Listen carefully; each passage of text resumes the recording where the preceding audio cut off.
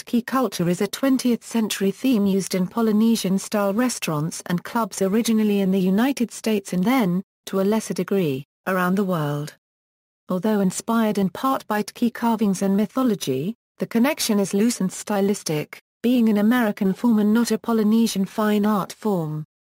In the United States, Tiki culture in the United States began in 1934 with the opening of Don the Beachcomber, a Polynesian-themed bar and restaurant in Hollywood. The proprietor was Ernest Raymond Beaumont Gaunt, a young man from Louisiana who had sailed throughout the South Pacific. Later he legally changed his name to Don Beach. His restaurant featured Cantonese cuisine and exotic rum punches, with a decor of flaming torches, rattan furniture, flower lace, and brightly colored fabrics. 3 years later, Victor Bergeron, better known as Trader Vic, adopted a Tiki theme for his restaurant in Oakland, which eventually grew to become a worldwide chain. The theme took on a life of its own during the restaurant's growth in the Bay Area.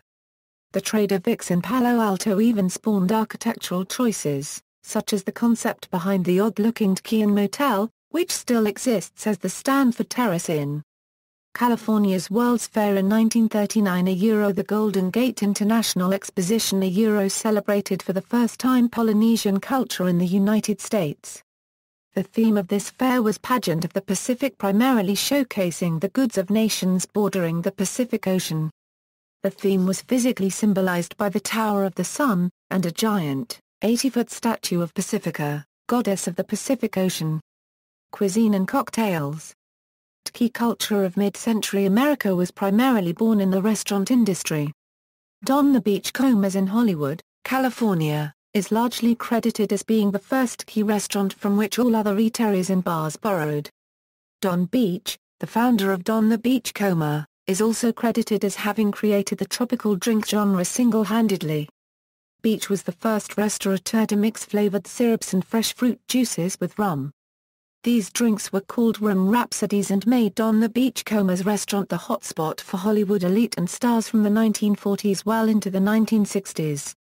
By the mid to late 1950s, many restaurateurs had begun to copy, and in some cases, steal Beach's theme, food and cocktails.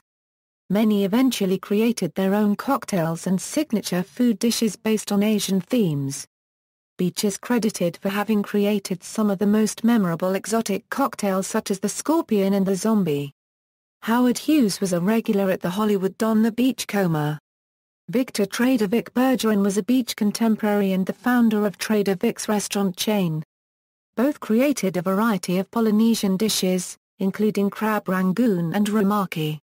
The Mai Tai is considered to be the quintessential Tiki cocktail. A protracted feud between Beach and Bergeron erupted when both claimed to have invented the Mai Tai. Most Tiki-themed establishments served at least some of their cocktails in ceramic mugs depicting tikis, also known as Tiki mugs. The styles and sizes varied widely. Most restaurants offered their signature drink in a Tiki mug that the patron was able to take home. This led to a large number of Tiki mugs surviving as souvenirs. Today, the Tiki mug is a highly prized find and is considered to be as much a symbol of the Tiki culture as a Tiki itself. With the resurgence of Tiki culture in the later part of the 1990s, a resurgence in the interest of the original exotic cocktails has grown as well. Jeff Beachbomberry released several drink books containing the recipes for many of the signature drinks from long-lost Tiki restaurants and bars, as well as classic Tiki cocktails from Trader Vic's and Don the Beachcomber's. Today, Trader Vic's is the only major restaurant chain still in operation. However, a new Don the Beachcomber was opened in Huntington Beach, California in 2009 having taken over Sam's seafood restaurant Kona. Sam's was also a long-lived Tiki-themed restaurant that dated back to the 1940s. It was sold in 2007 and the name was changed to Kona for a short period before the current owner of the Don the Beachcomber corporate name took it over. After World War II, when American servicemen returned home from World War II, they brought with them stories and souvenirs from the South Pacific. James Michener won the 1948 Pulitzer Prize for his collection of short stories, Tales of the South Pacific, which in turn was the basis for South Pacific, the 1949 musical by Rodgers and Hammerstein, also a Pulitzer Prize winner. In addition to the returning WWII veterans, several other factors contributed to the mid-century American explosion in Polynesian pop culture or Tiki culture. Post-war America saw the rise of the middle class as an economic force. This, coupled with ever-increasing affordability of travel, particularly newly established air travel to Hawaii, helped to propel the nation's interest in all things tropical. The excitement surrounding the 1947 Tiki expedition helped to promote Tiki culture. Hawaiian statehood in 1959 was a major factor which further drove the tropical lifestyle popularity, and Americans fell in love with their romanticized version of an exotic culture. Polynesian design began to infuse every aspect of the country's visual aesthetic, from home accessories to architecture. Single-family homes, apartment complexes, business and even large shopping and living districts of some cities were heavily influenced by Polynesian aesthetics. However, by the 1980s, most of the Polynesian aesthetic had been completely wiped away in the name of progress. Nevertheless, some architectural examples of homes, apartments and restaurant buildings remain.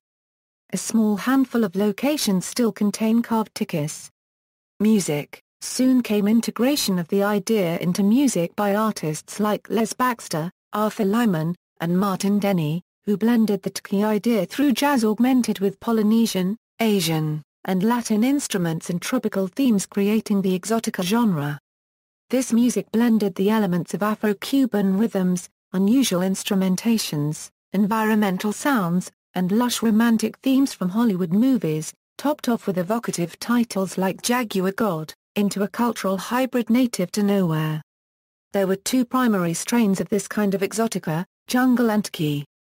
Jungle exotica was a Hollywood creation, with its roots in Tarzan movies and further back, to William Henry Hudson's novel Green Mansions.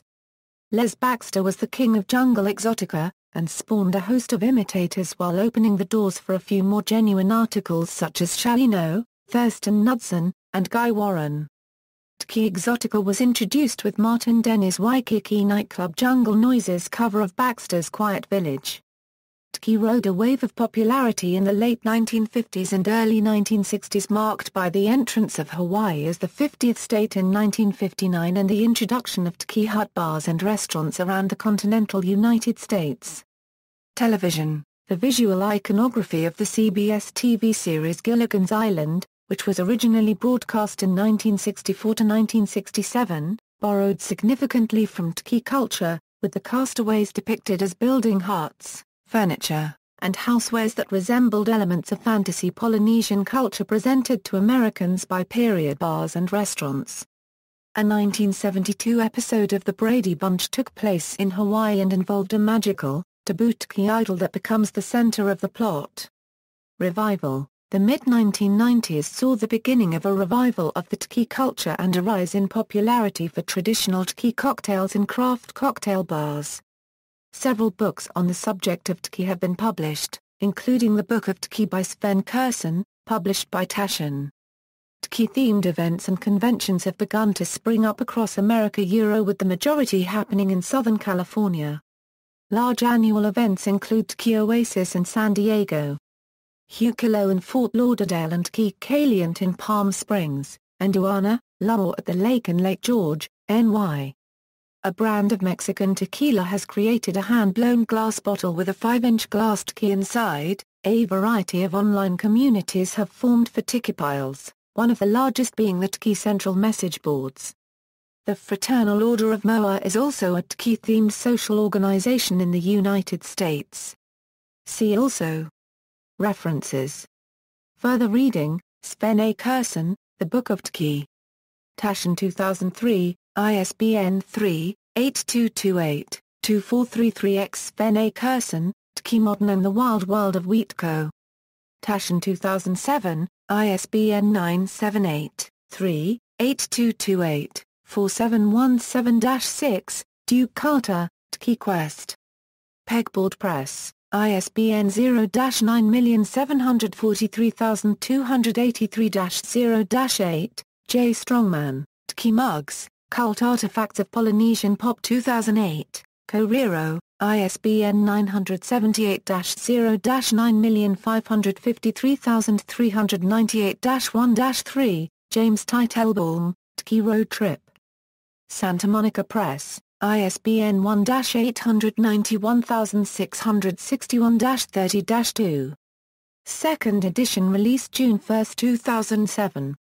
Otto von Stroheim, Robert Williams, Tiki Art Now. A Volcanic Eruption of Art. Last Gasp, ISBN 0-86719-627-0, Jeff Berry, Sippin' Safari, In Search of the Great Lost Tropical Drink Recipes. And the People Behind Them. SLG Publishing 2007, ISBN 978-1-59362-067-7, Dan Taylor Paper McMullin, Tiki Poem, Philip S. Roberts, Waikiki Tiki, Art, History, and Photographs. Best Press 2010, ISBN 978-1,573,063,111. External links, Maori History and Culture, Hawaiian Music and Hula Archives, Hawaiian and Tiki Culture, Revival of Tiki Culture, Wayfinders, Polynesian History and Origin.